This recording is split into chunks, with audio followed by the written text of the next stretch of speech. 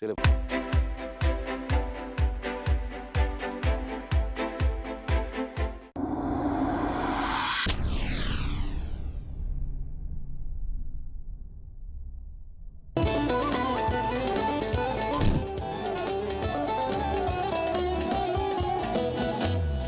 Efendim herkese hayırlı cumalar, herkese hayırlı akşamlar. Dadali Show programının bu haftaki konukları Taşsaray Yapı İnşaat Yönetim Kurulu Başkanı Yüksel Yıldız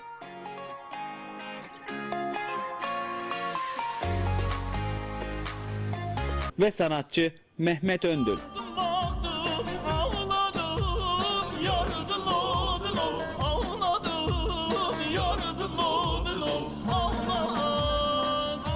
Dadali Show programı her Perşembe saat 19.30'da Ekin Türk TV'de sizlerle.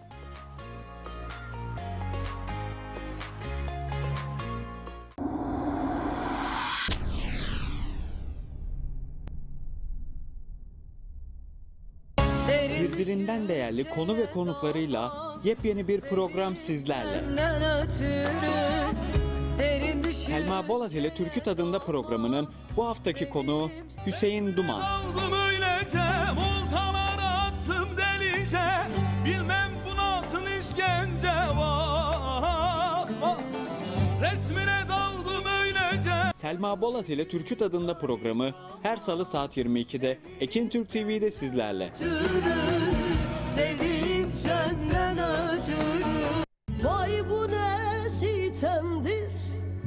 Geçtim dünya üzerinden, güle minnet eyremem. Daha senden gayrı aşık mı yoktur? Ötme bülbül ötme, şen değil bak. Uyu esmereli bir aman. Hele yar yar yar salır yar hay. Han sarhoş hancı sarhoş. Yok tellilo tellilo vay tellilo.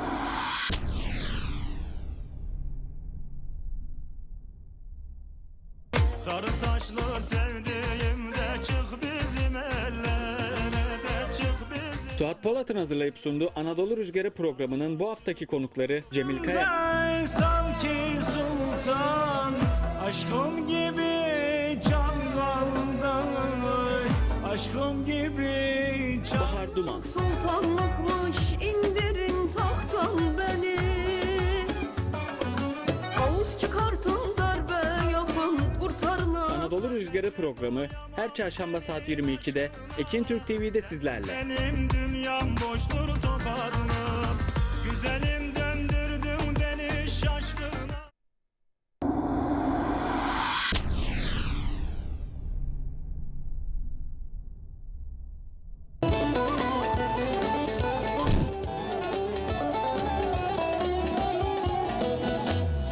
Efendim herkese hayırlı cumalar, herkese hayırlı akşamlar. Dadali Show programının bu haftaki konukları Taşsaray Yapı İnşaat Yönetim Kurulu Başkanı Yüksel Yıldız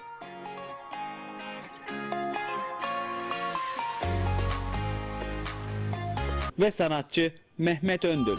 Baktım, ağladım, yardım ağladım, yardım.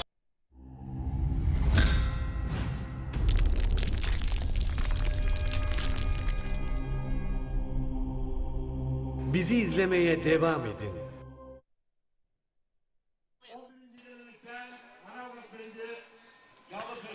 Antalya'da Manavgat'ta yeniden sizlerle birlikteyiz sevgili seyirciler.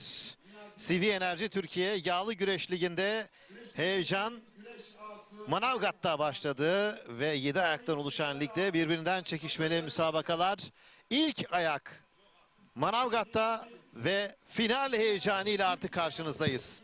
Önce çeyrek, ardından yarı final ve şimdi final heyecanını ekranlarınıza taşıyacağız. Hüseyin Gümüşalan İsmail Balaban'la karşı karşıya gelecek sevgili seyirciler. Çeyrek finalde İsmail Balaban İsmail Koç'u yendi ve Hüseyin Gümüşalan da Yusufcan Zeybe'yi mağlup etti. Yarı finalde Hüseyin Gümüşalan Serdar Yıldırım'ı yenerken İsmail Balaban da Orhan Okulu'yu yendi, adını finale yazdırdı ve şimdi iki baş pehlivan karşı karşıya gelecek finalde. Önce anonslar yapılacak. Bu güzel organizasyondan memnun olsak şöyle kocaman bir alkış istiyorum. Alkış. Değerli başkanım Sayın Niyazi Yapıkara, bu alkışlar sizlere ve değerli kurmaylarınıza. Değerli güreşseverler, göreve geldiği ilk günden itibaren Hüseyin Gümüşalan, İsmail Balaban. Bakalım bu finalde kazanan kim olacak? CV Enerji Türkiye Yağlı Güreş Ligi'nde birinci etabı altın kemerle hangi başpehlivan tamamlayacak? Heyecan dorukta artık. Biraz önce çeyrek final ve yarı finalleri sizlere aktarmaya çalıştım sevgili seyirciler. Ve o maçların ardından adlarını finale yazdırdılar. Bugün tarihi bir maç yaşandı. Orhan Okulu Ali Gürbüz'le karşı karşıya geldi.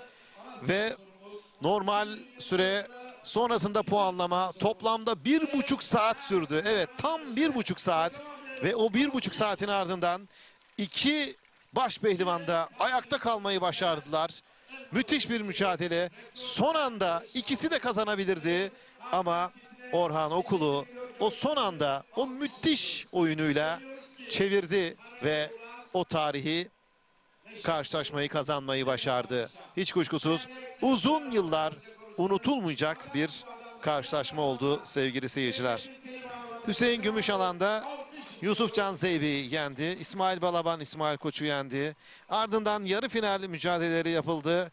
Orhan Okulu karşısında İsmail Balaban 2 defa koluna kramp girdi. Beklemek zorunda kaldı Orhan Okulu ve İsmail Balaban kazandı. Hatta rakibini hiç de incitmeden çok rahat bir oyunla kazandı. Ve Hüseyin Gümüşalan Serdar Yıldırım mücadelesi ise puanlamaya gitti sevgili seyirciler. Puanlamanın 5. dakikasında kazanan Hüseyin Gümüşalan oldu. Ve şimdi işte Hüseyin Gümüşalan'la İsmail Balaban karşı karşıya gelecekler. Tabii ki final öncesinde yine görüntüler var. Başarılar diliyorlar. İki sporcuya da, iki baş pehlivana da sevgili seyirciler. CV Enerji Türkiye Yağlı Güreş Ligi'nde baş pehlivanlık finali biraz sonra yapılacak. Birinci etabın finali yapılacak sevgili seyirciler. Bakalım birinci etapta Manavgat'ta kim kazanacak? Tabii Manavgat'ta geleneksel olarak yapılıyor sevgili seyirciler. Ve bu yıl 11.'si düzenlendi. Bu bilgiyi de sizlerle paylaşalım. CV Enerji Yağlı Güreş Ligi'nde ise 2. yıl bu. Geçtiğimiz yıl ilki düzenlenmişti. 71 puanla Orhan Okulu 1. olurken 62 puanla Ali Gürbüz 2. 42 puan toplayan Serhat Gökmen 3. ve Hüseyin Gümüşalan 4. olmuştu. Yani 6 aşamanın ardından, etabın ardından 4. olan Hüseyin Gümüşalan bugün burada finalde karşı karşıya gelecek İsmail Balaban'la. Tabii Hüseyin Gümüşalan'ın boy avantajı yine geçerli. Uzun boylu çünkü. Evet ama İsmail Balaban onunla geçen yıl özellikle Kaş'ta ve Kırkpınar'da yapmış olduğu mücadeleyle nasıl güreşebileceğini uzun boylu baş pehlivanlarla Ali Güzel'e de zaten bunun birçok kez test etti. Ben bu noktada İsmail Balaban'ın çok da zorluk yaşayacağı kanaatinde değilim. İsmail Balaban kiminle nasıl güreşeceğini çok iyi bilebilen bir baş Yani pehlivan. bu boy avantajını hatta lehine bile çevirebilir.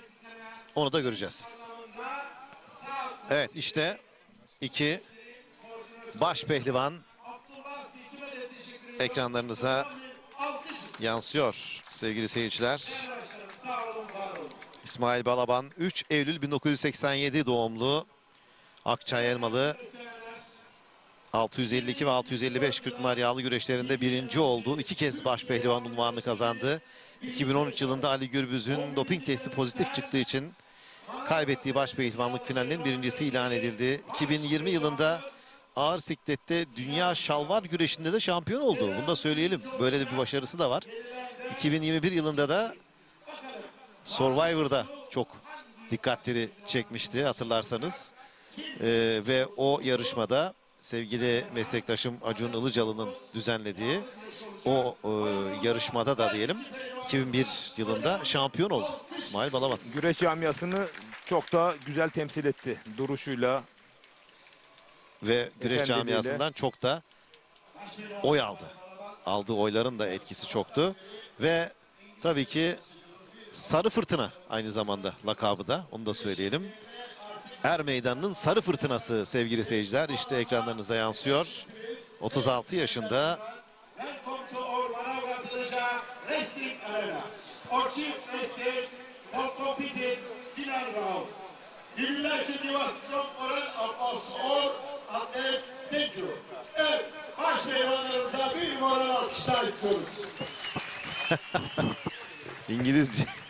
İngilizce anons da yapıldı. Kocaeli Büyükşehir Belediye Başkanımız Doçent Doktor Sayın Tahir Büyük Akın adına girişiyor. Yine bugün burada tarihi Kırkpınar adına altın harflerle yazılan ağların ansı. Kırkpınar ağamız Sayın Seyfettin Selim adına girişiyor. 2023 yılı tarihi Kırkpınar baş pehlivan üçüncüsü. 2023 yılı CV Enerji Türkiye Yağlı Güreş Ligi lig üçüncüsü. Hüseyin Gümüşalan Kocaeli. Evet, Hüseyin Gümüşalan anons edildi. Antalya Büyükşehir Belediye Başkanımız Sayın Muhittin Böcek adına girişiyor. Yine bugün burada Antalya'da faaliyet gösteren Karabulut İnşaatlar Yönetim Kurulu Başkanı genç iş insanı Sayın Ramazan Karabulut adına girişiyor. 2013-2017 yılları tarihi Kırkpınar baş pehlivanı. 2023 yılı tarihi Kırkpınar baş pehlivan ikincisi İsmail Balaban. Antalya Elbalaçay. İsmail Balaban, o da anons edildi. Baş pehlivanlarımızın final müsabakasını yönetecek olan hakemlerimiz günün meydan baş hakemi Kocaeli bölgesinden Olgay İnce, yine baş hakem yardımcımız Dadaşlar Diyarı Erzurum'dan İzmir bölgesi hakemimiz Kahraman Şişman hocama da bir alkış istiyoruz. Sağ olun, var olun. Büyük olasılıkla bu mücadeleyi Kahraman Şişman yönetecek. Çünkü Hüseyin Gümüşalan Kocaeli Büyükşehir Belediyesi baş pehlivanı. Evet. Yani Olga İnce bir numaralı hakem burada biraz daha topun dışında kalacak. Manavgatların kalbi dedim. En yüce eserini sordular. Bağımsız, büyük Türkiye Cumhuriyeti dedim. Adını sordular. Tüm dünyaya baş kaldıran, tüm dünyanın saygı duyduğu ölümsüz lider, başkomutan Gazi Mustafa Kemal Atatürk dedim. Gün oldu Aliço. Gün oldu Mümin. Okyanusta Yusuf, karada Emin. Beklerken katrancıyı Kara Ahmet'im, Pivlerhanesi'nden çıka geldi. Kurt Dereli Mehmet'im. Adalı kardeşi Dereli Mehmet, Bekir'in kazığından koptu kısmet. Koca Filiz, Karayuvo, Toros Kaptanı Cengiz, Karahmet, Rabbim, Allah'ım selamımı, Fatiha'mı onlara ilet.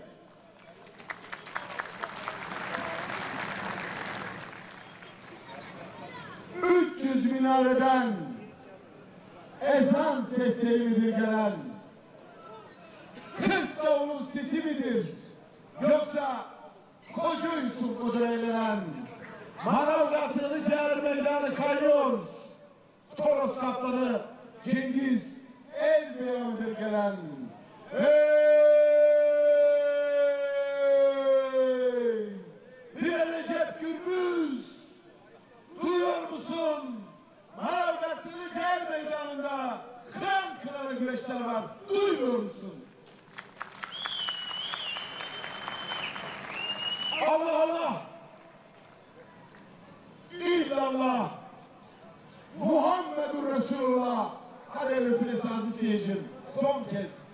pehlivanlarımıza dualarla, alkışlarla diyelim maşallah. Hadi aslanlar, Allah derman versin. Evet. Önce maniler. Ardından da şimdi peşrev zamanı. Tabii biraz önce İsmail Balaban'dan bahsetmiştik geniş bir şekilde. Hüseyin Gümüşalan'dan da bahsedelim. 20 Şubat'ta 1994'te doğdu Karamürsel'de de. Aslen Bosna Hersekli. 1994 yılında Karamürsel'de dünyaya geldi. 656. Kırkpınar yağlı güreşlerinde başaltı boyunda 3. olarak baş pehlivanlığa yükseldi. Baş pehlivanlıkta ilk senesi olan 2017'de 1 birincilik, 2 ikincilik, 4 üçüncülük olmak üzere 7 kürsü gördü. 2018'de ise toplam 54 güreşe katıldı. 2020 yılında Covid-19 salgını nedeniyle güreşler düzenlenememişti. 2021'de de toplam 17 güreşe katıldı. 1 birincilik, 1 üçüncülük olmak üzere 2 kürsü gördü. 2022 yılında 6. Altınova Belediyesi Hersek Yağlı Güreşleri, 115. Fevziye Yağlı Güreşleri, 38. Karamürsel Yağlı Güreşleri, Tokat Topçam Yağlı Güreşleri, Çağlak Yağlı Güreşleri, Milas Yağlı Güreşleri gibi birçok yağlı güreşlerde mücadele etti. Yunt Dağı'nda şampiyon oldu. 2023 yılında 7. Altınova Belediyesi Hersek Yağlı Güreşleri ve 30. Kağıthane Yağlı Güreşlerinde de yine şampiyon oldu. Böylelikle kendisinden de biraz bahsetmiş olduk Hüseyin Gümüşalan'dan. Evet, bu arada ben de Türkiye Gençler Güreşler Federasyonu yayın kurulu üyesi olarak bana bu şansı veren Sayın Federasyon Başkanımız İbrahim Türkiş ve kurum en üst amirim Kocaeli Büyükşehir Belediye Başkanı Sayın Tahir Büyükakın ve yine TRT Spor Kanal Koordinatörü Sayın Emre Botan Kümet ve çok değerli Türkiye Radyo Televizyon Kurumu Genel Müdürü Sayın Mehmet Zahit Sobacı'ya şahsım ve camiam adına teşekkürlerimi bir borç bilirim. Adaylarınızı almak üzere hazırlıklarınızı tamamlayıp kürsünün yanında yerinizi alınız. Finale nasıl geldiler sorusu aklınıza gelebilir. Evet, o bilgiyi de hemen verelim abi. Hüseyin Gümüşalan birinci turu maç yapmadan geçti. İkinci turda Hamza Köseoğlu'nu, üçüncü turda Süleyman Başarı, dördüncü turda Faruk Akkoyun'u, çeyrek finalde Yusuf Can Zeybe'yi ve yarı finalde de Serdar Yıldırım'ı mağlup ederek adını finale yazdırdı.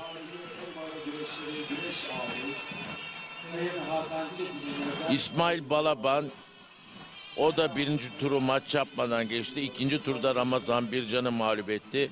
Üçüncü turda Recep Taslak, dördüncü turda Mustafa Batu, çeyrek finalde İsmail Koç, yarı finalde Orhan Okullu'yu mağlup ederek adını finale yazdırdı. Rakibi Hüseyin Gümüşalan oldu. Evet, final heyecanı artık CV Enerji Türkiye Yağlı Güreş Ligi'nde ilk etapta final heyecanı sevgili seyirciler. Ve dilersen Hüseyin Gümüşalan, İsmail Balaban son hazırlıklarını yapıyor. Murat, dilersen az önce sonuçlanan başaltı finalinde seyircilerimize duyuralım. Evet, onu da duyuralım. Samsun'dan Kemal Şahin, Bursa'dan Okan Yavaş'ı mağlup etti ve Manavgat etabında birinci oldu. Büyük ortada Balıkesir'den İhsan Derin, Antalya'dan Samet Oca mağlup ederek birinciliğini ilan etti.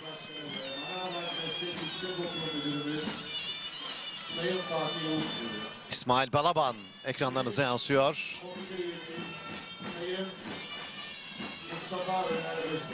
Yağlı güreşin en önemli isimlerinden biri sevgili seyirciler. Ve Hüseyin Gümüşalan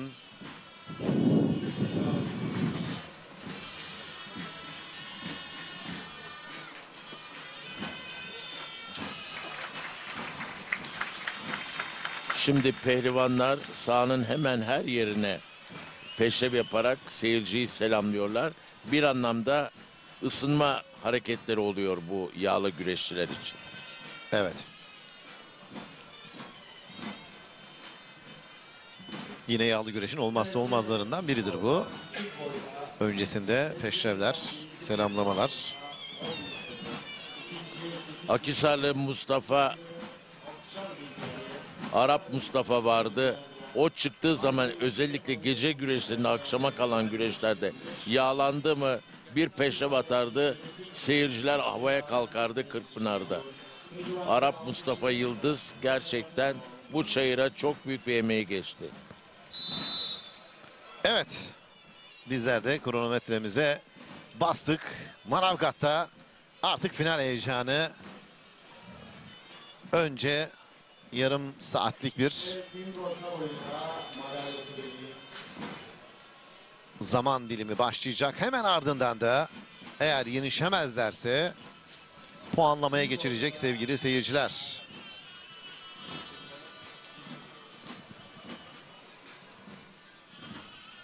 Yaklaşık 5 saattir bizler de yayındayız sevgili seyirciler. Çeyrek final, yarı final ve final heyecanı. Özellikle çeyrek finalde ekrandan yeni açanlar olabilir. Orhan Okulu, Ali Gürbüz mücadelesini ekranlara taşıdık. Tarihi mücadeleyi.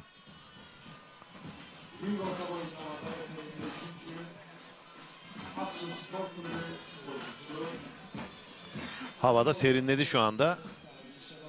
Dün aşırı bir yağmur. Yağmurla beraber daha ciddi bir soğuk vardı sevgili seyirciler. Bugün güneşli bir hava vardı ama esen rüzgar. Şöyle bakıyorum, yorumcularımız bayağı üşümüş. Üşüdünüz herhalde. Evet ama pehlivanlar da üşüdü. Eğer ısınmak isteyip de güreşe kızışırlarsa erken bir yeniş söz konusu olabilir.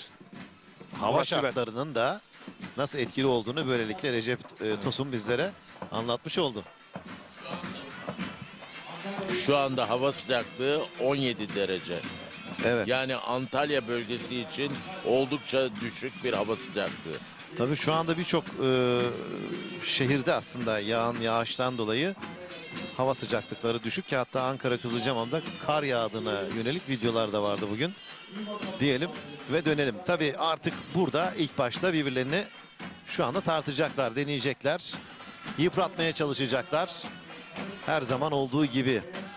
İsmail Balaban, Hüseyin Gümüşalan ekranın solunda şu anda İsmail Balaban'ı, sağında uzun boylu Hüseyin Gümüşalan'ı izliyoruz ve işte davullar.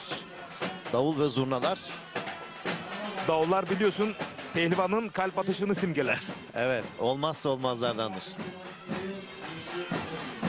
Paçaya doğru düşündü İsmail. İsmail'i dikkat ettin mi? Böyle ısınırcasına böyle durduğu yerde ısınma hareketlerine benzer hareketler yapıyor. Tabii saat çok ilerledi. Şu anda 21:18 saat. Dolayısıyla bu saatlere kadar hem sarkması hem sıcaklığın düşmesi bu finali de etkileyebilir.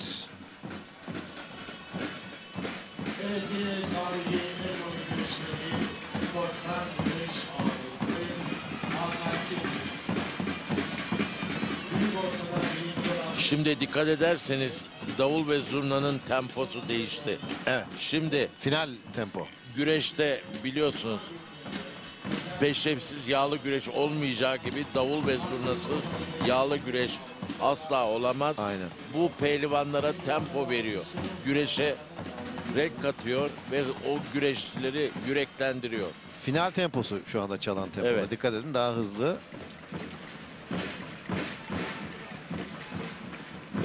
Kasnak'tan şu anda yakaladı. Paçaya doğru bir hamlesi var. Bakalım puanlamaya gidecek mi?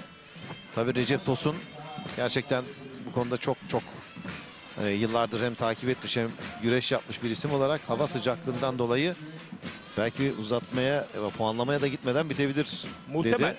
Evet. Onu da Bu göreceğiz. öngörü, yorum. Evet. Onu da göreceğiz. Olabilecek mi bakalım. Müsabakalar genelde bu şekilde başlıyor. Şu anda 5. dakika.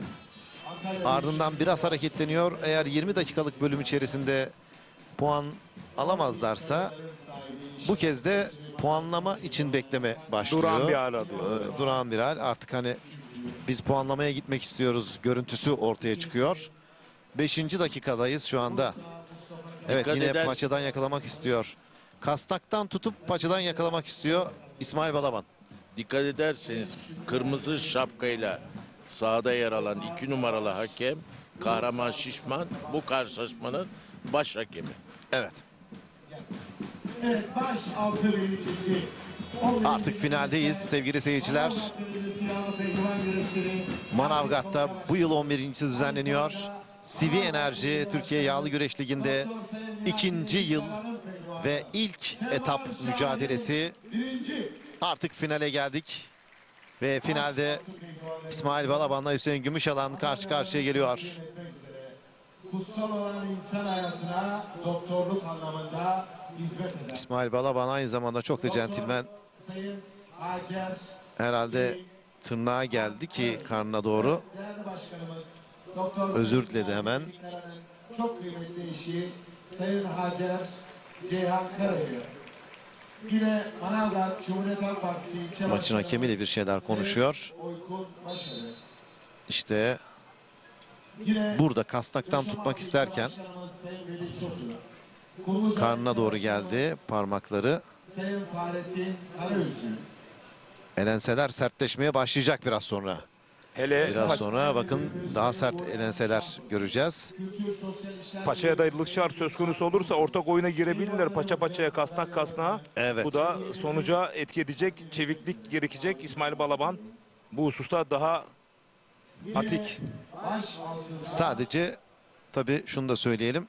tarihi Ne kadar atik de olsa karşısında da uzun boylu bir Türk Yağlı Güreş'in Koca Yusuf lakablı Hüseyin Gümüşalan. ya Hüseyin Gümüşalan. altında birinci Onu da söyleyelim. olanımıza 20 bin. İkinci olan pehlivanımıza 15 bin. Elenseler var. Bu arada dalmak için de İsmail bakın böyle kolluyor. Yani her an Bu alanda paçaya doğru dalabilir. Tabii önce kasnağı da tutabilir. Şimdi bu kez paçayı yakaladı ama devamını getiremedi. Sayın Hakan Çetin'e teşekkür ediyor. Pehlivanlarımızı alkışlarımızla başarılarla devam ediyoruz.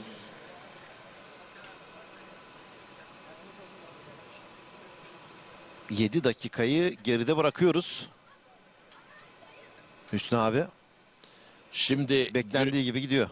tabii yani burada böyle hemen risk almak biraz Aynen. Çok başı daha tehlikeli. henüz başındayız. Şimdi yağlı güreşte bazı deyimler var. Paçayı bizim Türk halkının Türkçemize girmiş olan bazı deyimler Evet, var. paçaya yine Paçayı bakın. kaptırma. Evet. Yani burada da yağlı güreşte de paçayı kaptırırsan yandın. Evet. Ondan sonra iş zora girer. Kasnaktan da tuttun mu? Bakalım. Şimdi koltuk altından girmek istedi. Başarılarla devam ediyoruz. Karnında bir sıkıntı var herhalde Hüseyin'in. Biraz önce de göstermişti. O aynı yerde herhalde bir acıyor. Ki Hayır, o- zaman zaman. Daha çok pehlivanların gün boyunca kasnağa yaptıkları hamlelerde o tırnaklarının Evet. göbeklerine yapmış olduğu tahriş söz konusudur. Mutlaka o yani orada bir acı hissediyor ki zaman zaman bakıyor ya.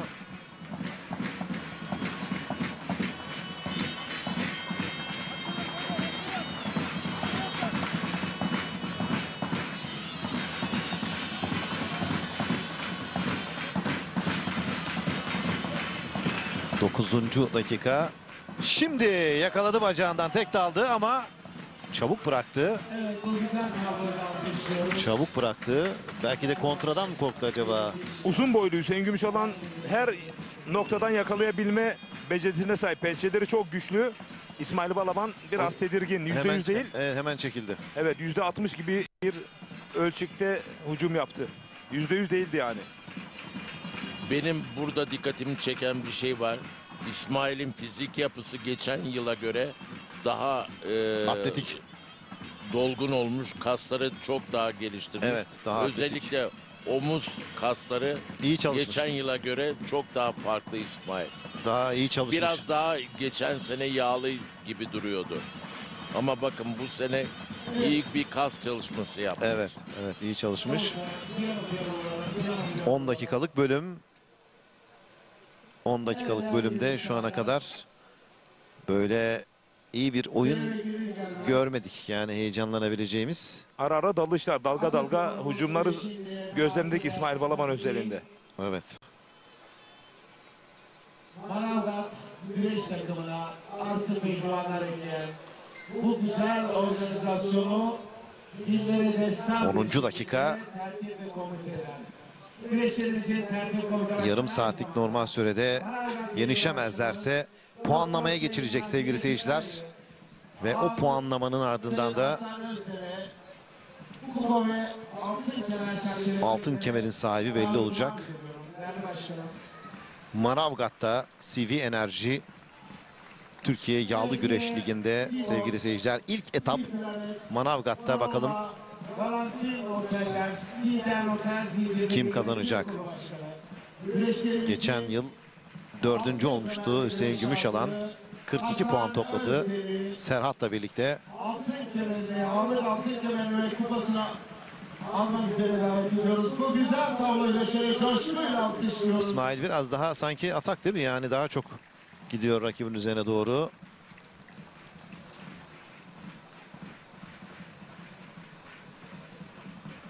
İşte Bu ataklarını %100'e çıkartırsa kule hakemleri de dikkate alacaktır. uzun kolların avantajını da burada kullanıyor değil mi Hüseyin? Tabii ki. Bakın. Hem bloklamada hem Aynen. de hücumda. Aynen. Özellikle bloklamada çok iyi kullanıyor. Rakibinin içeri doğru girmesine izin vermiyor. Tabii içeri giremediği zaman da istediği gibi dalamıyor. Ama yine de daha aktif. Bakın 11 yıldır bu İsmail Balaban. ağırlıkları olan Zidane Otel zincirinin sahibi, bu güreşlerde 8.000 misafiri otellerinde ağırlayan değerli abimiz Sayın 2 gün boyunca yoğun yağmur vardı. Bugüne ertelendi son 32. Sağ olun, var olun kıymetli abi. Bugün son 32'den itibaren yapılmaya başlandı sevgili seyirciler. Belinde bir ağrı söz konusu. Zaten bir aydır nükseden bir sakatlığı söz konusuydu. Tedavi görüyordu Hüseyin Gümüşalan. Ama buna rağmen hem geçen hafta Fethiye'de yarı final Ali Gürbüz'de hem de burada final yapması, eğer sağlıklı ve iyi antrenör olmuş Hüseyin Gümüşalan, ki sakatlığından dolayı bir aydır doğru antrenmanlar içerisinde değildi. Kırkpınar'da bence mutlak favori olarak çayıra çıkar. Bunu bugün burada söyleyebilirim. Geçen sezonun zaten CV Enerji Ligi'nde de 4.'sü olmuştu ki topladığı puanda 3. Serhat'la aynıydı. 42-42. Kırkpınar üçüncüsü de aynı zamanda. Evet. Aynı zamanda Kırkpınar 3. Yani o oldu. bölgeleri hep sollayan bir baş pehlivan. Evet. Evet. Dolayısıyla burada bu arada elenseler hızlandı. Boy avantajını iyi kullanabiliyor. Bunu söyleyelim net. Başarılarında en büyük etkenlerden biri de uzun kol ve bacak avantajını kullanabilmesi. Ama İsmail Balaban biraz önce Hüsnü Kaftan da söyledi. Fizik olarak ben de çok iyi gördüm. Buyur. Çok iyi. Değerli güreşseverler, görüyorsunuz. Manavgat Televizyonu meydanında kıran kırana final müsabakası var. Hüseyin Gümüşalan, İsmail Balaban. Gönüllere iman istedik. Şimdi kasnağa doğru girmek istedi. Meydanlarına kahraman. İsmail tabii çok güçlü. Ona izin vermiyor. Şimdi boy farkı olduğu için İsmail yakın güreşi tercih etmek durumunda. Ama içeride uzun kollarından dolayı blokaj yapıyor, giremiyor. Yakın yaklaşamıyor. Yani o uzun kol avantajını iyi kullanıyor. Bu arada evet, yatsı ezanı okunuyor. Bugün hem ikindi hem akşam hem yatsı ezanlarında yayındaydık.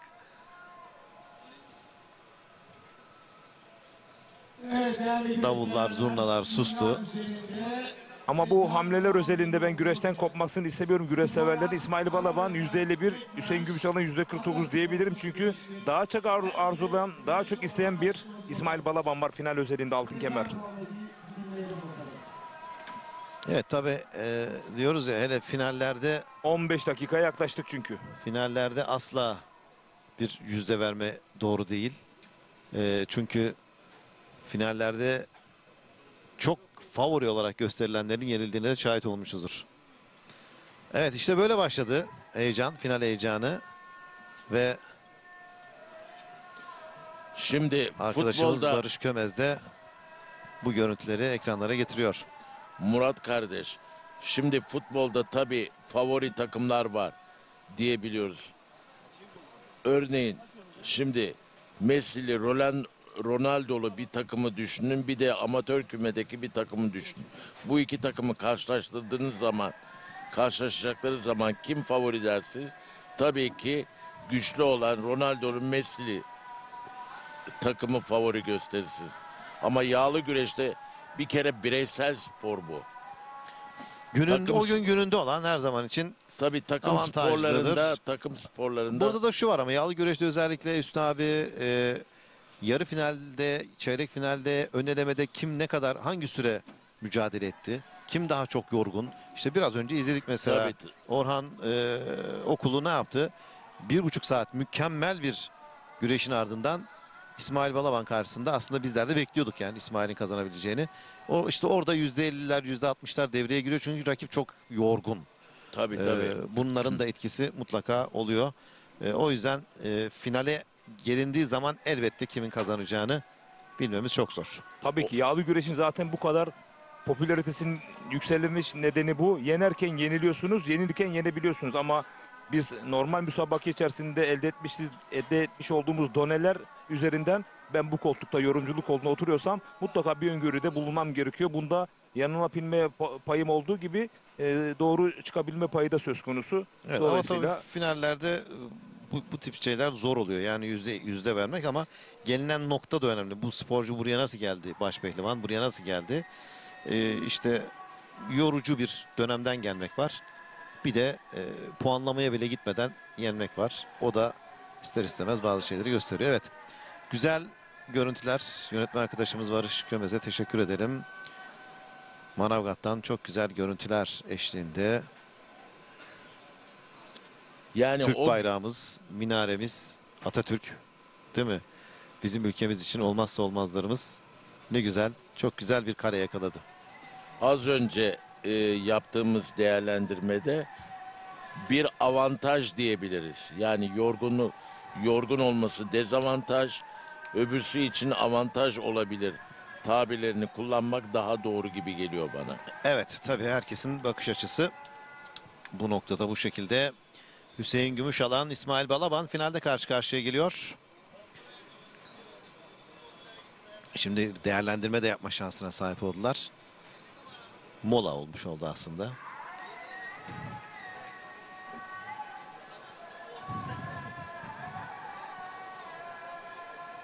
İsmail Balaban'ın da hayranları bu arada. Sayın Fotoğraf çektiriyorlar. Ufuk Atalan, Asaspor Kulübü antrenörü. Tabii İsmail Balaban Survivor'a katıldıktan sonra daha popüler oldu. Güreşe de katkısı %50'lerde popülaritesinin artmasında. Evet, yani yağlı güreşe de çok büyük katkısı oldu. Burada tabii fotoğraflarla biraz kopmasa bari konsantrasyonu. Bu en çok müzdarip olduğu konu bu aslında ama Şu an- kimseyi kıramıyor. Bununla alakalı da çok spekülasyonlar oldu. Çok tartışıldı. Evet, şu anda Çok bile eleştirildi ama şu anda bile dikkati bence dağılıyor. Gerçi Hüseyin de orada takım arkadaşları. takım arkadaşlarıyla Mert Altın, evet. büyük bir ihtimalle pozisyonları, maçı değerlendiriyorlar. Ne yapması gerektiği konusunda uyarılarda bulunuyorlar. Evet, hava sıcaklığı bu arada düştü. Görebildiğim kadarıyla sizler de üşüyorsunuz Antalya'da. Tabii sevgili yönetmen arkadaşımız Barış Kömez'e teşekkür ederim. Kendisi bana montunu gönderdi.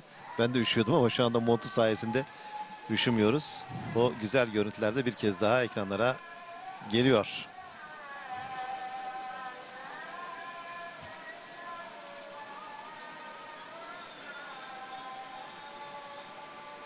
Evet. Bu güzel ezanımızın iki güreşe hayırlar getirmesini dileyelim. Evet, zaten ezan da öyle bir makamda okundu ki bu ezan genelde Kabe'de okunan makamdır. Ve oraya gidenler bu makamı duyduklarında tüyleri diken diken olur. Zaten her namazın ayrı ezanın ayrı bir makamı var. Değişik makamlarda da okunabiliyor tabii ama Tabii. Bu kez o makamda Yani okudu. öğle namazının Çok güzel. şeyi ayrı, ikindinin ayrı, yatsının ayrı. Evet, ama değişik makamlarda da değişik şeyler okunabiliyor. Evet, Allah kabul etsin diyelim ve devam edelim. Hüseyin Gümüşalan, İsmail Balaban kaldığı yerden devam ediyor. Evet, sevgili Recep Kara. Recep Tosun, düzeltiyorum. Recep Kara beni andı. Neler söylersin Recep Tosun? Türkiye adı güreşinin Ahmet Taşçı efsanesinden sonraki en kariyerli baş pehlivan Recep Aynen. Kara'ya şahsından yola çıkarak selam ve saygılarımızı Aynı yolluyoruz. zamanda da iyi yöneticidir. Yani birçok şeyde kulüplerde yöneticilik de yapmış. Önemli isimlerden biri. Şimdi de Türk sporuna altyapıdan sporcu yetiştirmek için de mücadele eden bir isimdir. Çayra'da güreşirken genç güreşçiler ilham kaynağı olmaya devam ediyor. Aynen. Her attığı adımda örnek olma yolunda. Aynen, aynen. Recep Kara'yı buradan saygıyla anıyoruz. O da biliyorsunuz minderden geldi yağlı güreşe. Tabii ki. Hüseyin Gümüşalan, İsmail Balaban mücadelesinde yaklaşık 20 dakikalık bölüm tamamlandı. Sevgili Recep Tosun. Evet, puanlamaya doğru Bundan evrilebilir, sonra evet. Artık bundan sonra puanlamaya doğru gidebilir. Ama yakaladı derken yine kaçırdı.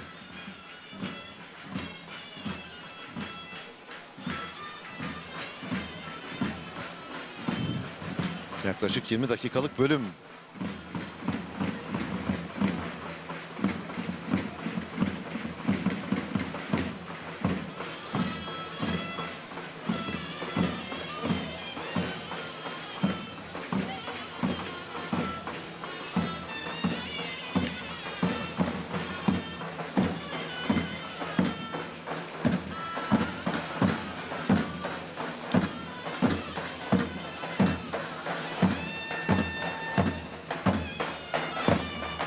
Son özellikle 10 dakikalık bölümler geldiğinde puanlama için bir anlamda hazırlık dönemi oluyor. İki güreşçi de birbirini çok fazla yormuyor. Şimdi nitekim yine gördüğümüz nokta bu şekilde. Birbirlerinin açıklarını kollayacaklar. O açıkları buldukları zaman belki arayış içine girerler ama daha çok herhalde hedef puanlamaya götürmek olacak. Hüsnü abi. Öyle bir görüntü var değil mi? Sanki puanlamayı hesaplıyorlar. Tabii yani. Çünkü 20 dakika geride kaldı. Final güreşi böyle puanlamaya doğru gider. Kimse de risk almak istemiyor. İsmail'de bir iki paçaya dalma teşebbüsü vardı ama onlar da sonuç getirmedi. Evet. Hani Recep Tosun'un deyimiyle %100 bir hücum olmadı. Olmadı. Yokladı. Baktı ki güçlü duruyor. Puanlamaya doğru evrilirse gücümü muhafaza edebilirim stratejisinde. İsmail Balaban bunları çok iyi yapabilen, hesap edebilen bir baş pehlivan. O yüzden puanlamaya doğru gidiyor. Son bölümler yaklaştıkça zaten iki baş pehlivan da daha sakin, İtidalli. daha bekliyor ve işi puanlamaya doğru götürmek istiyor.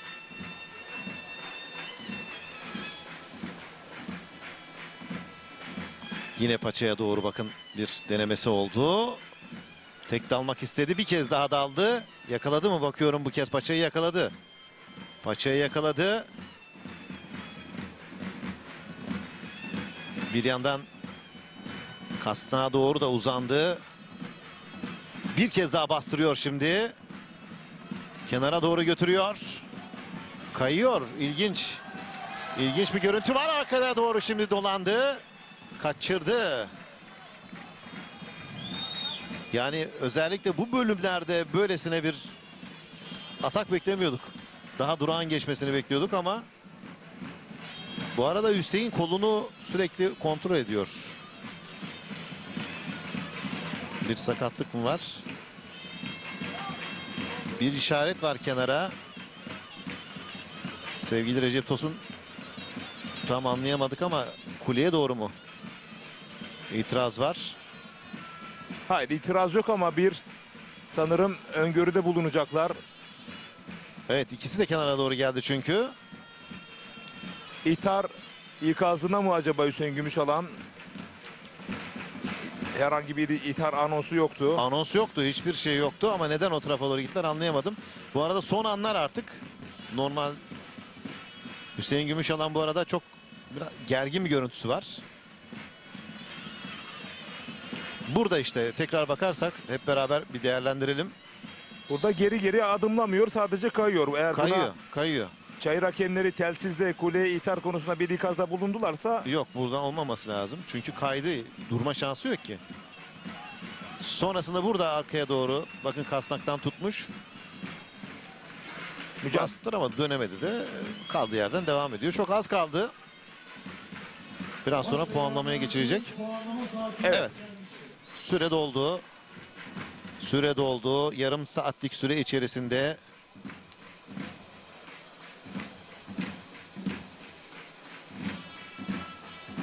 kazanan yok. Dolayısıyla da şimdi puanlamaya geçirecek sevgili seyirciler.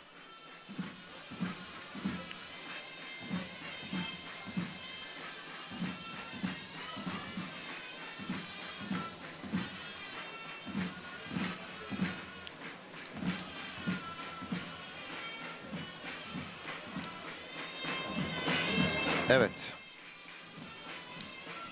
Puanlamaya geçirecek. Hüseyin ekranlarınıza yansıyor sevgili seyirciler. CV Enerji Türkiye Yağlı Güreş Ligi'nde ilk etap Manavgat'ta düzenleniyor. Ve final mücadelesinde Hüseyin Gümüşalan İsmail Balaban'la karşı karşıya geliyor. Normal süre tamamlandı ve iki sporcu da, iki baş pehlivan da yenişemedi. Dolayısıyla şimdi artık süresiz bir şekilde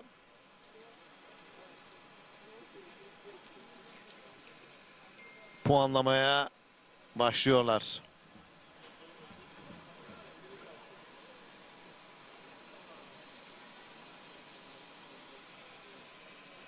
Bu arada kule durdurmuş.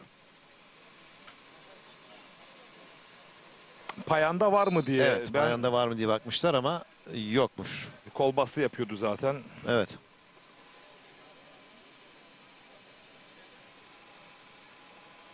Biraz önceki an neden durdular dedik. Biz de anlayamamıştık. Bunu da buradan belirtelim. Sevgili Timuçin Nalbant'a teşekkür edelim. Hemen anında bizi asiste ediyor, bilgilendiriyor. Biz de ona göre açıklamaları yapıyoruz.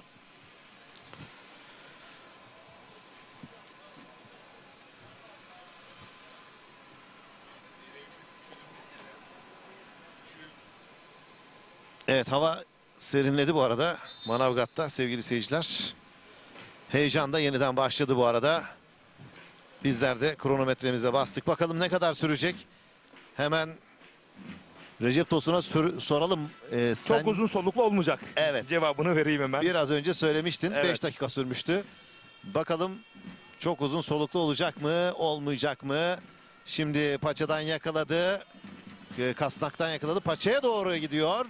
Paçayı bir türlü vermedi. Uzun boy avantajını burada Hüseyin iyi kullanıyor. Paçayı vermiyor çünkü paçaya bir türlü uzanamıyor. Sevgili seyirciler, İsmail Balaban. Yine kasnaktan yakaladı. Paçaya doğru gitmek istiyor. Çok hızlı başladı İsmail. İsmail Balaban hızlı başladı. Hüseyin bu ellerinde sürekli kontrol ediyor. Belki kramp girmesini engelleyemeye çalışıyor olabilir. Çok yoruldular çünkü. Son 32 de bugün yapıldı. Oldukça yoruldular. Ve artık final heyecanı sevgili seyirciler. Bu yıl ikincisi düzenlenen CV Enerji Türkiye Yağlı Güreş Ligi'nde ilk etap Manavgat'ta 11.'si düzenleniyor. Hüseyin Gümüşoğlu'na Kural Devletimiz tarafından birinci ihtar verilmiştir. İlgi ve bilgilerinizi arz olun. Evet, Hüseyin Gümüşalan birinci ihtar aldı. Bu arada tuttu ama hemen toparladı. Biz de notlarımız arasına yazıyoruz. Hüseyin Gümüşalan. Bu hamleler İsmail Balaban'ın altın kemeri Hüseyin Gümüşalan'dan. Ben senden daha çok istiyorum mesajıdır aslında mental olarak. Evet. Bu çok önemli. Aslında normal sürede de o mesajı görüntüyü verdi. O görüntüyü verdi. Şimdi de yine puanlamaya öyle bir girdi ki hani bu altın puan diyoruz ya. Aldığı an çünkü bitiyor. O altın puanı bulacak mı bakalım.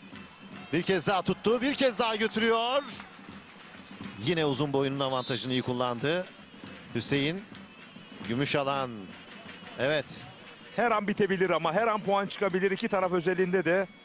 Ama sanki İsmail Balaban'ı bir adım önde görüyoruz. En azından daha aktif. Onu söyleyelim.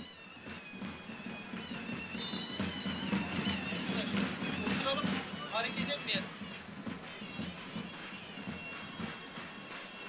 Belinde yine bir ağrı söz konusu Hüseyin Gümüşalan'ın, sanki doğrulup devamlı kalktığında kendisiyle geçen hafta canlı yayınım olacaktı ama belindeki rahatsızlığından dolayı katılamadı.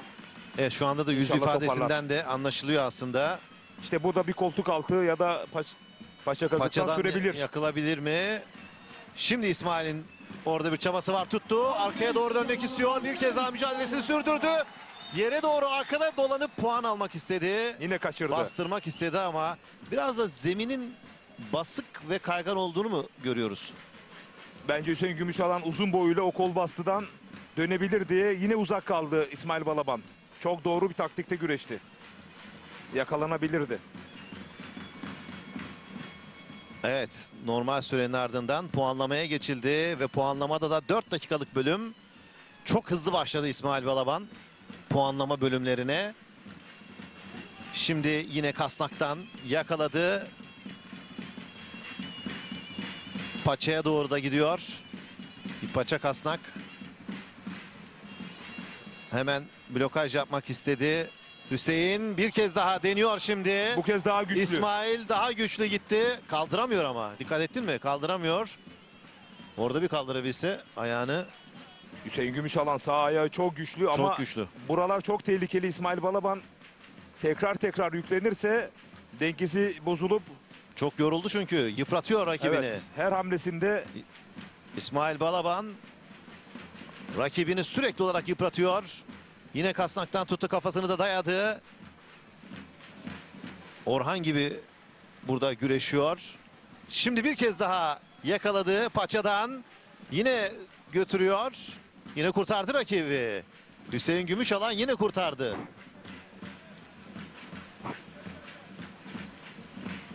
İyi başladı. Puanlama bölümü güzel başladı. En azından heyecan yaşıyoruz.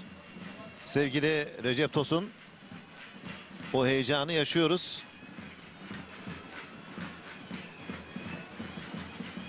bir kez daha paçayı bu kez güçlü yakaladı. Bakalım bu kez yapabilecek mi? Yine yakaladı.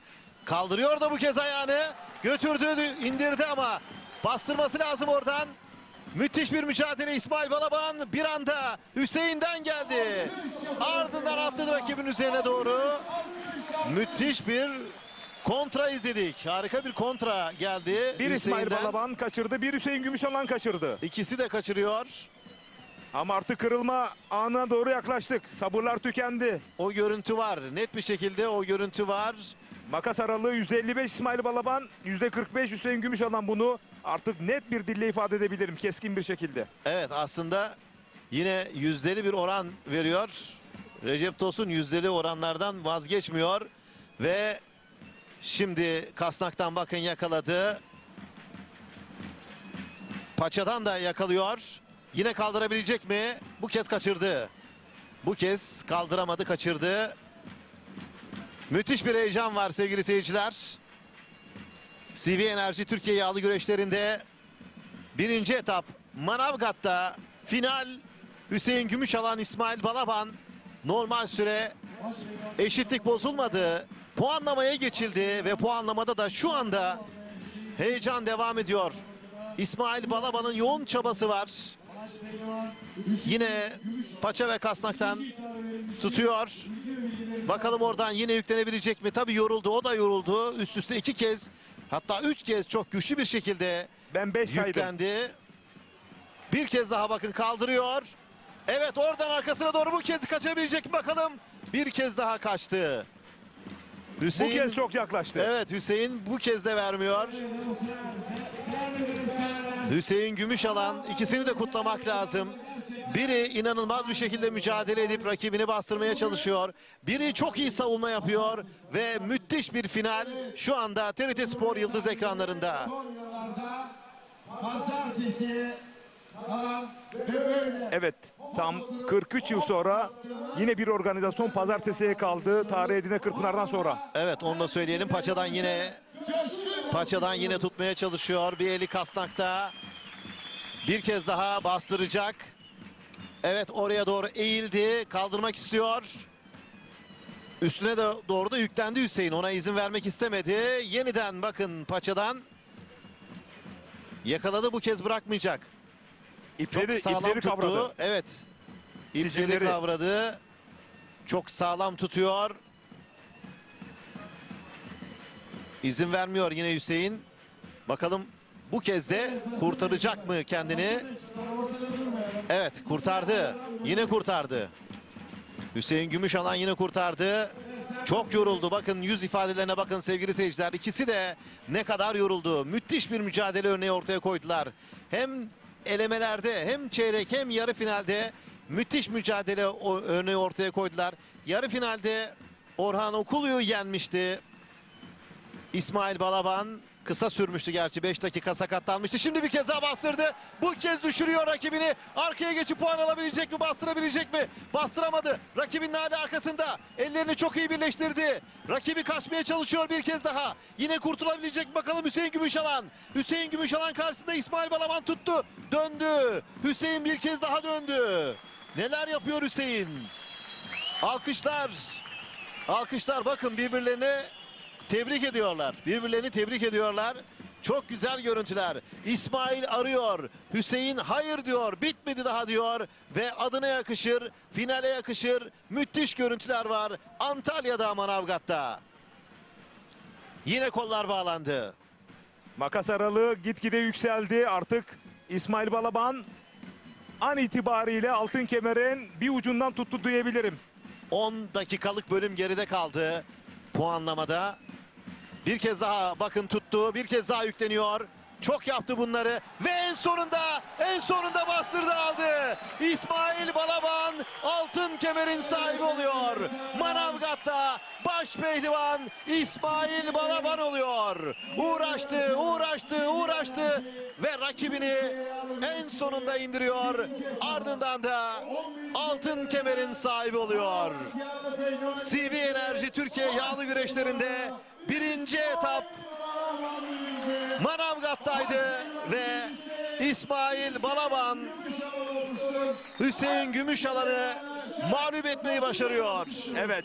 Gerçekten de çok güzel oldu. Son anlar sürekli olarak İsmail Balaban istedi ama Hüseyin hayır dedi. İstedi, hayır dedi ama sonrasında direnemedi. İstediğini